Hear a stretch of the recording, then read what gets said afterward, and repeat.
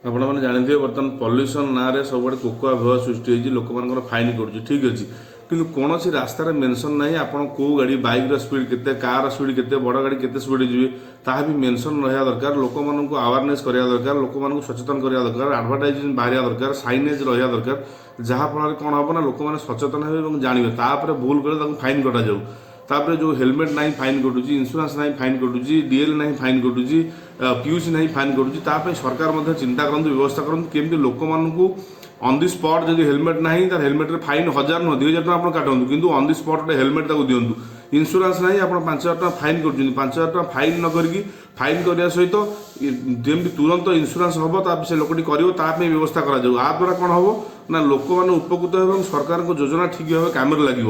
ତାହା ଗୋଟେ ବ୍ୟବସ୍ଥା ଥାଏ ଲୋକଙ୍କୁ ଲୁଟିବା, ଗୋଟେ ବ୍ୟବସ୍ଥା ଥାଏ ଲୋକଙ୍କୁ ସୁରକ୍ଷା ଦେବା ବା ସଚେତନତା କରିବା।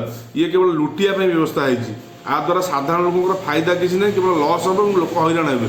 ତେଣୁ ଗଭର୍ଣ୍ଣମେଣ୍ଟ ଏଥିପ୍ରତି ଚିନ୍ତା କରୁ, ଏଥିପ୍ରତି ବ୍ୟବସ୍ଥା କରୁ। ଅନ୍ ଦି ସ୍ପଟ୍ ପ୍ରତ୍ୟେକ ଜିନିଷକୁ ଯାହା ଡିଫେକ୍ଟ ରହୁଛି ଗାଡ଼ିର ଯଦି ନାହିଁ ସେ ଲୋକ କରୁନି 2 ଗୁଣା ଫାଇନ୍ ହେଉ, କିନ୍ତୁ ଇମିଡ଼ିଏଟଲି ସେ ଜିନିଷ ତାକୁ ଦେବା ପାଇଁ ବ୍ୟବସ୍ଥା, ସେଥିପାଇଁ ଆଇନ ଅଣାଯାଉ, ସେଥିପାଇଁ ସବୁପ୍ରକାର ବ୍ୟବସ୍ଥା ତିଆରି କରାଯାଉ।